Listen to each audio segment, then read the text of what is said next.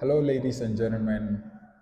I welcome you to another episode right here on DTC OfficialGh.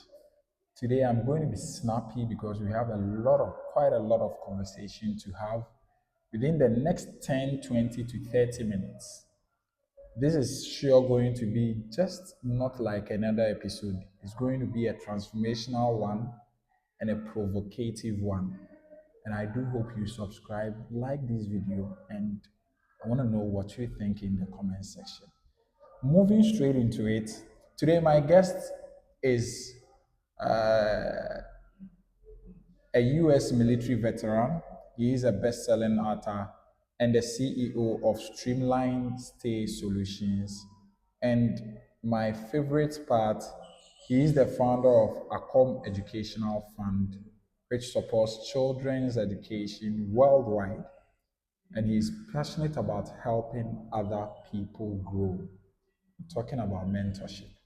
So we're going to have a conversation from his personality to mindset and everything that you need to know to help you grow, the lessons you need to learn to develop your potentials is right in this conversation. Stay tuned. Hello, sir. You're welcome to DT's official. Thank you.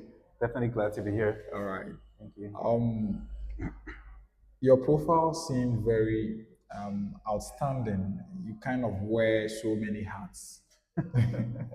From a military veteran to starting, I don't want to use that financial word, but a very huge company in terms of success. I've viewed your website and all those kind of stuff. Um, what would you say planted a seed of purpose in your life? You know, the the fact that I didn't want to settle, at a young age, I always knew I wanted to be great, and even and from primary school through college, I was always looking for ways to create an impact because I always knew that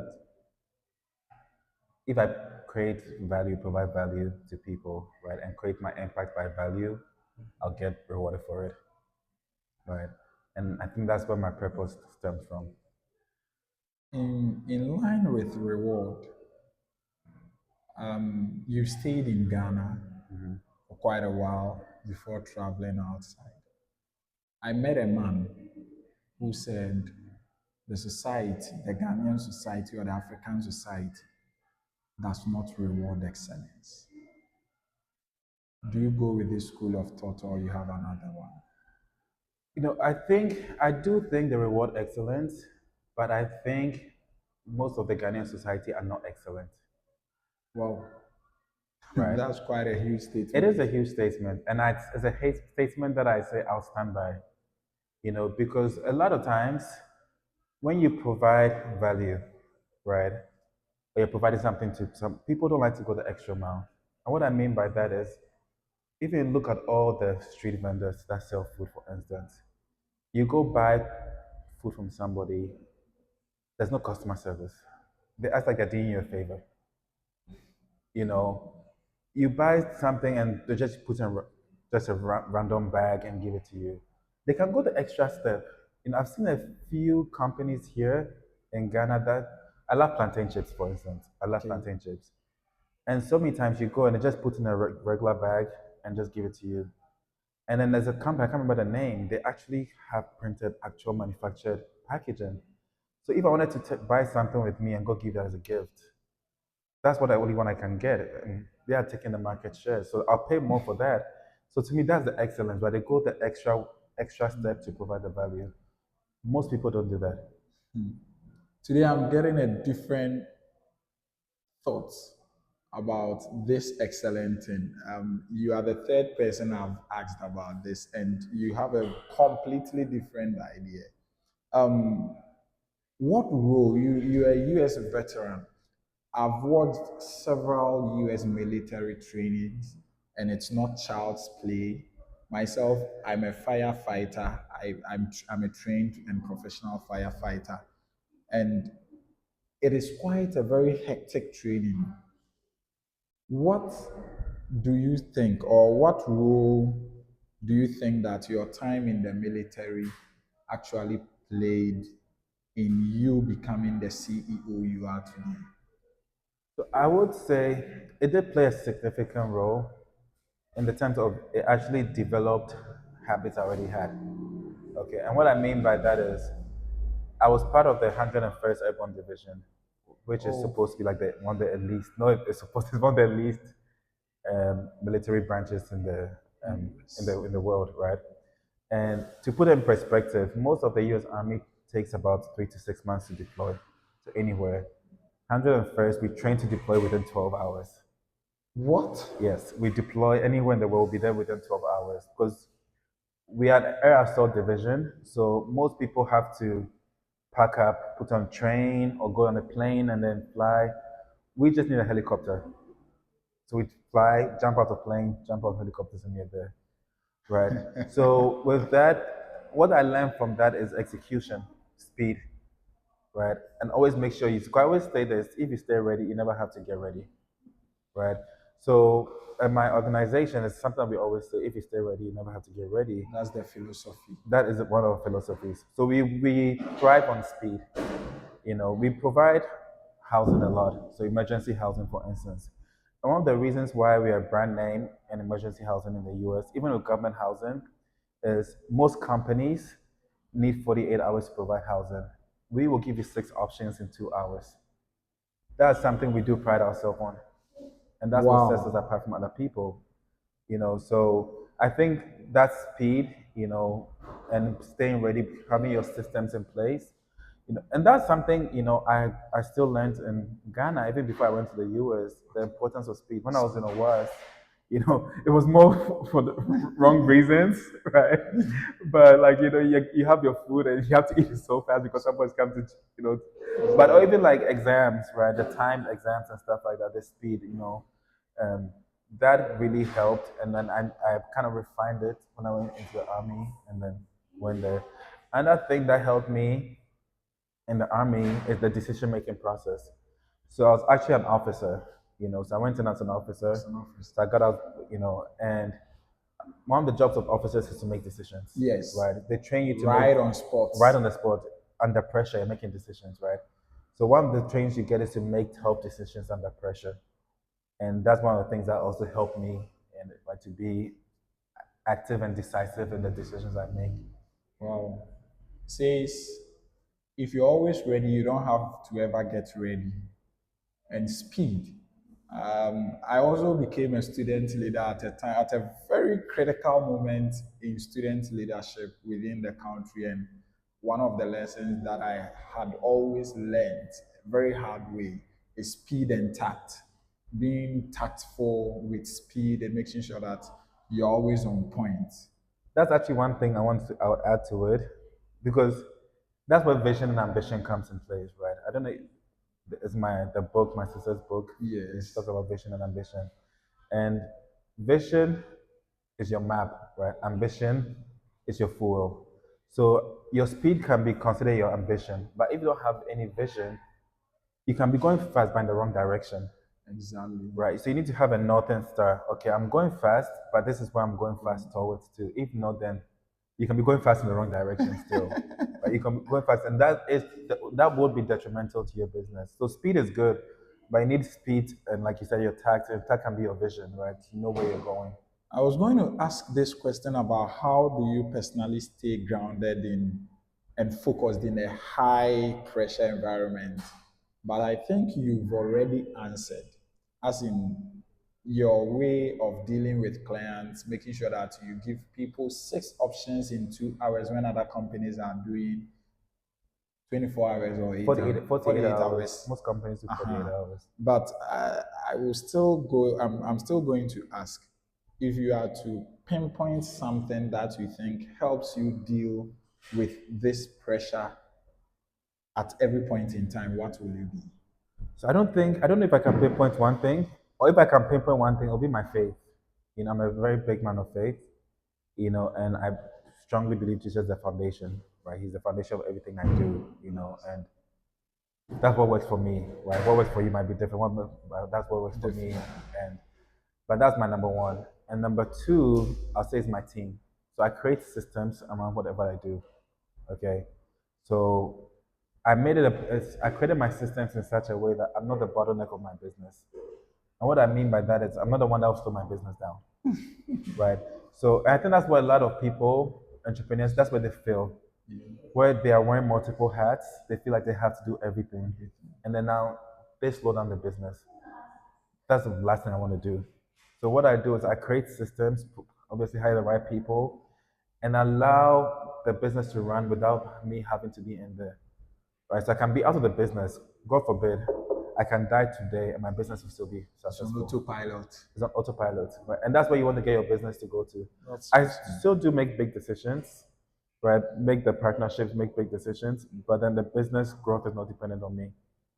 So, in that sense, what is that one mindset shift that you think changed your trajectory in life and business? So I always say, you're as successful as your mind, right? You're as successful as your mindset, right? Because a lot of times the mindset is your ceiling to your success, And I did have a lot of mindset shifts. I went from having to be the only person knowing how to do things, the subject matter expert, to being okay. I'm going to trust people to delegate stuff to people, right? It's being able to let go of some stuff, right, and delegating to other people because I was true to myself, and I think that's what a lot of entrepreneurs lack is the honesty, Honesty. the true honesty. Because I know that okay, financing is not big for me. It's not my strong suit. So why should I be sitting there looking through Excel sheets trying to figure out, right? So I hired that out, And even in my personal life, it's something that I've started doing where I don't have every aspect of my life in check, right? Even okay, health. I'm going to get me a personal trainer, right? Diet. I'm going to get me a dietitian. I can't. I don't know though. I tried to figure out. It didn't work. So being true to myself, being self-aware, and analyzing myself to know what I need, being true is what helps me, right? And that's the same thing in business. I sit down, analyze my business, and know, okay, we have a gap in here. What do I need to do to fill that gap? And then I'll go out and hire. If I need to train my team on to fill that gap, we'll do the training. And the same thing for me. If I need to buy a book, if I need to take a course, if I need to get a mentor, right, to fill that gap, I'll do that. Now, let's talk about mental health. I went through your Instagram. I realized that you're a trainer type, you're a physical guy. And so I understand because your environment is quite, pressure, high achiever. You're a high achiever, and so your environment is quite a pressurized one. How do you deal with mental health? Or if there is somebody watching and the person is a high achiever, I know people who do drugs just to stay at the level that they have set themselves to. How do you manage mental health? Also, mental health is a tough thing, and especially for high achievers, you're always overstimulated because you're always thinking for the next thing, right? You always have to show up and be present for people. And for both men and women, right? I think women really, right? Women are trained to endure. That's why they endure a lot of stress and stuff like that, right? And we are brought up to suppress. So most men will suppress their feelings. Most men will be, right? They're not emotional, right? Because we suppress. So me, for instance, what I end up doing is getting help when I need help, right? I got to the point where I say no to things if you say something, and because I think what a lot of us do, right? A lot of us do schedule meetings or respond to people based on our calendars and not based on our Yes. capacity, Yes. right? I think we need to shift that narrative where we are scheduling meetings, talking to people, whatever it is, based on our capacity. So the fact that I have an open time on my calendar, if the time is open, I'm not mentally there, it should be okay for me to say no. I can't do it, right? But I think most of us, we just overburn ourselves, or for burnout, right? We overwork ourselves. So being able to say no is a big thing. Most people can't say no. They'll try I'm and one. I have tried so hard you have to. to It's a say life no. changer, right? But learn how to say no, know when to ask for help. I'm the first, like I said, I'll ask for help. I'm not going, I'll try and figure things out, obviously. But I also know true to myself, I know my limits, right? And if I try and I try, and I know that, okay, I can go hire somebody, get help from someone to get it done faster, I will do that. I'll put my ego aside. I don't have to be the best. And working out is one of my best ways of releasing stress, right? I probably saw my Instagram, like I do Yes, Muay yes. Thai a lot. You do a lot of I gyms. do a lot of gyms. I lift weights. I do Muay Thai a lot. I actually just got into Muay Thai like 3 months ago. Oh, But I love it because I get to punch, I get to kick, right? So I'm punching the bag, I'm kicking people. But physical fitness though, is probably one of the best ways to deal with your mental health. To wow. stay grounded, at least. That's awesome. Um, in line with Streamlined Stay Solutions, let me say that huge company that you've built, what is the early stage or what is the utmost challenge you will say you faced that nearly got you to stop? Or let me say your biggest challenge. Let me simplify it that way. That's every What was day. your biggest challenge and how did you overcome it? I'll say we've had a few. I mean, biggest challenge is tough. With any business, it's most likely financing, right? When we first started, so we're in the hospitality business. When we first started, we did have to get financial partners to grow this business, right? But it got to a point where the the properties we were getting were growing faster than our cash flow, than our bank account, right? So on paper, yes, you're getting more money, but then when it comes to maintaining these properties, you're not. you know. So there were some months where we had to slow down buying properties. Like, okay, we need to slow down, we need to stabilize all our properties.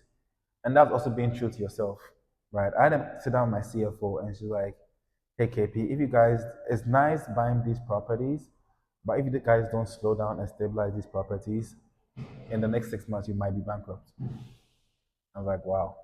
Right. If I told one of my I actually told my mentor, he's like, it's real estate. You always find a way. You know what I'm saying? But that's me being true to myself. Like, okay, I Yes, hired this person. She's a subject matter expert. She's reviewed my books, and this is what she's saying. I'm going to listen to it. that's So that's financing has always been a big thing in business. Because that's why they say most small businesses fail within the first 3 years. It's because of financing first or 3 years. funding. Some do within the first 6 months. I know, right? I So, know. to to grow such a business, and I was so astonished going through your portfolio on your website. Um, what would you say or about funding? We see entrepreneurs chasing funding always, and I've always said that most entrepreneurs, if they are to sit down and diagnose their problem, they will realize that they do not need funding. What they need may be something different from funding, but the mindset has always been, I need more money to pump into the business. What would you say about starting lean versus going for seeking investment? So, I totally agree with you on that, right? I say the problem is funding because businesses fail because of overfunding, right?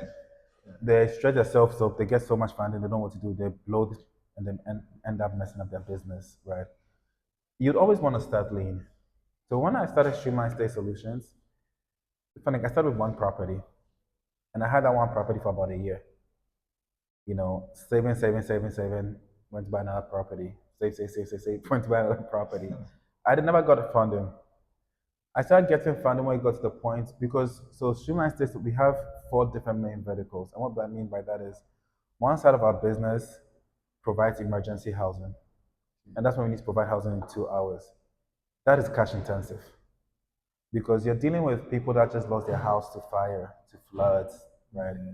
They don't have the cash to pay you now. So you have to cover everything for at least 30 days. Then you get paid, right? We do corporate housing, which is similar to you provide housing for businesses. Sometimes it's called net 30, right? Net 30 or net 60 terms, right? So you don't get paid in 30 or 60 days. right? We do government housing. Government is always 30, like 30 minimum. We have some invoices from the government since January. As the US government, right? Yes. So that's when you start needing capital, right? Too, because you're trying to expand. But once you're starting, we started with one vertical first, which was short-term rentals or Airbnbs. After that, we went to mid-term rentals and traveling medical professional housing during COVID, right? Build that business. I wouldn't say you can't, nothing can be perfect, but got it close to perfect. Build the systems. Then started our next business, which was emergency housing. Started it lean, built it. Then went to the next one, which was insurance relocations. Built it. Then went to the next one. Right. What most people will do is they get all these ideas and they will try to do everything at the same At time, the same time. get so much funding, and then now everything collapses on them. So I definitely do agree with starting lean because that's when you start lean, it helps you build a stronger and deeper foundation, right? You're not That's going to rush. You're going to find every way to optimize your systems, whatever you have. So once you optimize the systems, once you get funding or extra cash, you already have the system going. It's just going to propel you to the next level. that's great. Now let me switch the conversation a bit. You are so into the housing industry in the US. Coming back home, have you studied our housing industry I have. I'm actually planning on starting some developments here soon. here soon? Yes. People are of the view that housing in Ghana or Accra, for instance, is overpriced or overestimated. You being an expert on that field from the US, I'm sure you might have now at least done your survey, run through all the properties that you are probably considering. Do you agree with that or you think? So when it comes, it's hard, right? And the reason why I say it's hard is it's supply and demand, right? The supply, there's high supply, there's high demand, really. But the price and value, so in the US, we have something called your ARV or your after repair value, right? Your after repair value is based off the comps in the area, your comparable properties. So let's say I'm bidding for a house. Okay, so let's say this is a house, this is a Yes. house, right? This house is worth, let's say, $200,000, right? This house was worth $1 million. It's all a three-bedroom. Okay, this is a newer house. You put on the market, right? There's not that much demand, so people come and start bidding. So one person comes like, okay, I'm going to buy this for 1.5 million. This person comes, I'm going to get it for 2 million. You sell it at $2 million now. Automatically, the value of this house is going to increase Increase. because of the area, because of this one. Because this one increased, and since this is closer Closer, it's going to increase, proximity, right? And that's what happens. So you have places like Miami where houses are just ridiculous, or Tampa, Florida is a perfect example, where like a three-bedroom house can be like $700,000 or $800,000. But then you go to Alabama, so let's just say Tampa is Accra, right? You go to Alabama, a three-bedroom house, you can get one for like $90,000. 9,000, 90. You see the $90,000. difference? 300,000, I mean 800,000 to Over 90,000. 110% Yeah, because difference. of the market there, right? Because there has a lot of investors, right? You have a lot of rich people, like money people in that area. They'll pay more. It increases the value. And so, Another example is the Phoenix market, where it was prices were affordable. Then the California crash happened. All these tech companies started moving to Arizona. People sold their properties for millions, came to Arizona to buy cash, right? So now property values in Arizona are increasing. I think that's the same thing in Ghana here, right? In Accra, yes, you have a lot of foreign investors coming to buy properties here, that's very buying cash, and it's increasing the value of the properties. It sucks for the locals, but that's the real estate, you currently, know. I don't know a local. Recently, I wanted to get a three-bedroom apartment, and my company has this partnership with some of these real estates, and they were rating three-bedroom apartments at $250,000. Yeah, I'm like, what the? and you know, and you see that these are completed, right? So yesterday, 2 days ago, I worked one of my friends' developments. He's doing a huge development in East Legon Hills, and he's building. He's just on the foundation, so it's going to be, I think, 7 floors, right? He's just on the foundation. All the units are already sold out to investors in the US. He has not even started. So think about it. That's what people have having to deal with, right? So now it's already sold out. Somebody's going to build an apartment. They know that, oh, this person, let's say a let's say 3 bedroom was 250,000. It already got sold out before. Then let me go put it for 300,000. Then you know what I'm See, saying? And then now it increases the values and makes it. So it is tough. It is, the real estate market can be tricky sometimes, but it's the demand and the supply really. And right now, like Accra, for instance, I feel like there's a lot of supply and demand, right? yes. There's more demand than supply. Currently in Accra, Yeah. So it's gonna, and that's why you see all these new apartments, the new huge apartments, huge because a skyscrapers lot and of stuff. a lot of foreigners, even like from America, African Americans, they're trying to come to Ghana, Yeah, that's true. right? They want to come to Ghana, and I think Accra is all they know is Accra, Yes. and the developers here, and that's one of the reasons why they develop here now, right? Currently, I've seen that some of the companies are moving to Kumasi around the airport city area, Airport City to develop is a good one too, hoping that very soon Kumasi will also start pricing $100,000. and they'll probably will get there. So maybe if you want, maybe go buy in Kumasi now, right, I don't have the and keep it, capacity. or buy land. Land is Sure. also always a good thing. Land also appreciates in value. Appreciate. Yeah, It's that's not true. just the property, right? You can buy land, keep it, and But in then Ghana, you buy land trying to keep it. Our chiefs here can sell a land to four people, I've heard that. five people at a time. It has happened to me. I just don't talk about it. Just at Sorry. around Kasua here, I had this small land, and later I couldn't follow with all those Yeah. guhas, so I just let it slide. So I mean, I don't know much about the Ghana market, so I can't talk. But from the few lands I bought, you know, even after talking to the local landowners, still went to the Ghana Lands Commissions, did all the paperwork, did all the legal paperwork and stuff to show that even do the search, so that okay, my company is the actual owner. Started building fences around all of them, All of them. so people know it's taken. The issue is you have the So capacity to do all those stuff, but here I am starting life and I just bought a land hoping that within the next 6 months I will build some foundation and that is it just unfortunate, it but you still just have to start from somewhere, at least. surely.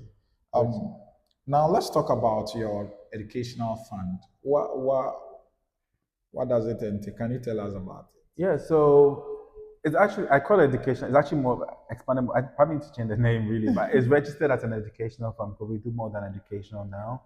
So when they first started, the goal was to sponsor kids' education, right? So we sponsor anywhere from primary school to even uni kids, right? That was the goal. So I think as of now, as of when I checked last week, a total, I think we've had about 110 people that we sponsored.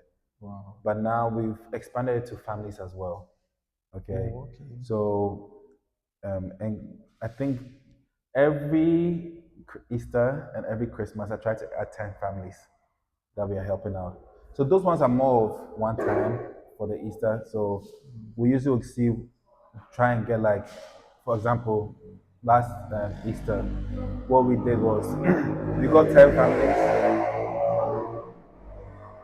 So, for example, last Easter, what we did was we got 10 families, and for each of the 10 families, we provided like 5 bags of rice, 24 eggs, like Wow. boxes of Crates of eggs, eggs and oils and oil and stuff like that. So this was more one time, but we're trying to get to a point where we just get a family and we just sponsor them, right? I've also started that initiative in the Philippines, actually. Philippines. Yes, Yeah, I where think I saw a video where you traveled yes, there. so that's one of the reasons why. So in the Philippines, we have 15 families, and they're all older, like 80 and above people that are either widows or widowers and have kids. So those we are sponsoring them, right? I don't know how long we're sponsoring them, but we've been sponsoring. I think the longest we've done is like 8 months now. So for the last 8 months, we've been just every month we have guys that I will go give them toiletries, food supplies, groceries, and stuff like that. That's And we are inspiring. trying to actually we're trying to do that in Ghana. So I'm working with an NGO actually to select families to test it out in Ghana too as well. Wow. So Um, Talking of testing it out in Ghana, what do you think that the Ghanaian community in the diaspora, what can they do? to help transition or transform something right here in Ghana to help a bit of our system? How can they help? So I think outreach, you know, a lot of what, so there's a lot of times there's this misconception that if you're doing something in Ghana, they're going to steal your money, which it is, right? They have justifiably so, right? Most people have tried to do something here, build a house, and become there's nothing here, Yeah. you know. So I think reaching out to the right people or right companies, right organizations to trust to do this, and that's why I'm testing it out because I'm part of the organization, but it's the first one I'm going to do with them, right? I can't go all out until I know it's actually a legitimate organization that actually does what they say. Because there are some organizations, not even in Ghana, in South America and stuff like that, that you invest in, you send money monthly, and you find out that only 20% of the funds you send reaches the family. Whoa. Stuff like that. And those are things that we don't want to do. So I think them being able to reach out, and finding companies that do these things and working with them. I know a lot of these doctors now have all these initiatives, right? And not just because they're doctors, but some of them you can find a credible, trustworthy ones, but they have a lot at stake. Yeah, they have a So lot. So, in terms of the youth, let's talk about mindset. We are about wrapping up, and mindset. How can we transform the mindset of the African society going into the future? I believe all these things starts from the younger ones. So if we are to do a mindset transformation, what can we do? So I think the first thing we need to do is change the programming, right? Like I said earlier, so your it's a step, it's just like a wheel, right? So your programming leads to your thoughts leads to your feelings, feelings leads to actions, action leads to results, right? And there's three types of programming: your modeling, specific incidents, and verbal programming. So a lot of Africans, what messes us up is our verbal programming, especially Ghanaians, right? Something happens to school. Oh, we're born too much, we're born, right? And it subconsciously goes in their mind, or I don't grow money on trees. Who do you think I am? Right? Mine doesn't grow on trees. Right? All those are verbal programming. And then your modeling is obviously seeing your parents go through that same stuff, right? You pick up those habits. So that also affects your thoughts, right? And then specific incidents, things that you've seen happen to other people, affect your thoughts, right? So it's a very deep thing, but a lot of these things, education actually can also overcome those, right? But I think the first step is awareness to see what is affecting you. And your awareness comes from honesty. You have to be honest to yourself. Like, okay, when I was young, what did I go through? What did I see my parents do? What environment was I in? You know, because what's that saying? In the land of the crippled, the one-legged man is the boss, or something like that. In the land of the Crippled, crippled, the the one-legged one-legged man man. is the boss, Okay, or something like that. I've kept that in mind. Right, I had it somewhere one time, right? But their environment, right, what they are exposed to, because in America, and I was actually having this conversation with my sister a while back. If you go to like the hood, you can give them so much money or give them so much education, and they're still going to be in the hood and have those habits because in their mind, when they're younger, the drug dealers were the ones that had that had the money. The rappers were the ones that had the money. So these are the ones they're looking up to. So no matter the education you give them, that's what they're going to want to be, the drug dealer, right? And it's sad, but I think one of the ways to do it is obviously the education part of it too, educating them that, hey, drugs is not the only way you can make money. There are so many other ways you can make, right? So I think we really need to educate people, right, on the potentials and possibilities that they have there. But most people don't even know the potentials that they have. That's true. They don't know their potential. So then they'll settle for what they're used to, right? And which usually is not enough. All right, so now my last question. If you were to go back 20 years 20 years. in time, Okay. or let me say if you were to go back to your 20th year, when you were 28, 20 years, what is that one thing that you think you could do differently? How to invest more. Wow. invest. Why? You know, when I was in OAS, right, my one of my close friends, Kelvin, always told me, bro, let's just save and invest. Let's just save and invest. And I'm like, I'm young, I don't need, because we don't teach investing, right? But long story short, the reason why I stayed 20 years, because that's when I found out about Bitcoin. It was like super cheap at that time. Okay. People told me to, even that Kelvin guy told me to buy Bitcoin. Right? And I love Kelvin. I still talk to him like every day. But long story short, I didn't, and he told me like literally, hey, this money you're going to spend on this, buy Bitcoin. I'm going to buy Bitcoin, buy it with me. But nobody knows Kelvin. Like I can put it out there. But that Bitcoin he bought right now, at that time, has given almost $60 million right now. $60 million, right? And it's just him investing in it at that time, because he started investing even when we were in OAS. When we were younger, he started investing. And one thing I've learned is, a lot. It's easy to make money. It's very, very, very easy to make money, but it's harder to keep it. And that's why you see people make money and lose to make money. But one of the best ways to keep your money is by investing, because investing is long term. That's right. So right now I'm a big investor. That's why I'm a real estate investor. But even that I invest in the financial markets, I do invest in crypto, I invest in stocks still. I'm a big investor in those. But that's something I wish I started doing earlier. Because you get obviously the time advantage, the compound effect advantage That's too. that's that's You know. that's But I would tell people if you can, you don't even need. I was talking to my niece last night. $5. I told her just say buy Bitcoin $5. And she did. And one thing people need to understand, investing is a long-term game.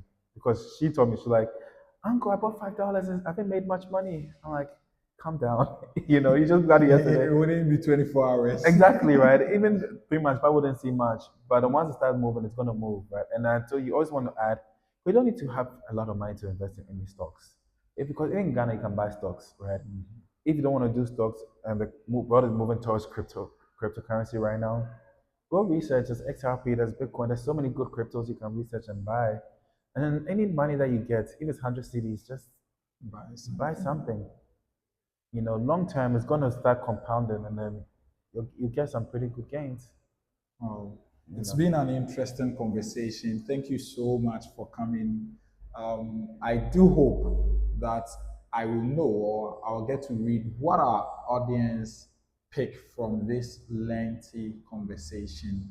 It has been Amin Mohammed speaking to Mr. Eko KP. KP. Let me use KP. I always wanted to use. Like, Yeah, so Mr. KP, Mr. KP doesn't come with Mr. Or it comes with. no, you can just say KP. I just go by Yes. KP. It's He is easy. the CEO of Streamlined Stay Solutions. Stay Solution. It's been a great conversation. Thank you for tuning in. Kindly subscribe to this channel, like this video, and let me know what you think in the comment section. Have a wonderful time. Thank you. So, thank you so much. No problem. Thank you. I enjoyed it. I really enjoyed it. I'm glad you did.